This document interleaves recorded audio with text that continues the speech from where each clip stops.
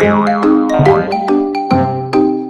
hello and welcome to Kids Corner and welcome to our overrun yard. Weeds? We're covered in weeds. There's weeds everywhere. That's right. We talked last week about how weeds are like sin and how they will grow and take over and spread. Take it over. That's right. If you don't deal with sin early, it'll take over. But even when you do deal with it, and the worse it gets, the harder it gets.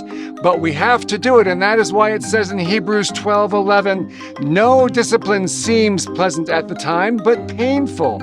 Later on, however, it produces a harvest of righteousness for those who have been trained by it. And Becky, when we go and we rip out those weeds, we've got to get them out by the roots, and we'll pull up grass and dirt and other things too.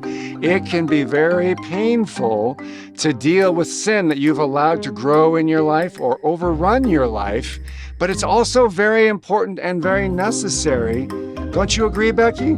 Yeah, I mean, it makes me wonder why I don't take care of weeds sooner, so it doesn't look like this big pile of whatever that is. That's right. I know we've wrecked our yard there by having to pull up all those weeds, but that's why it's so important to deal with sin early and just to deal with it when you can.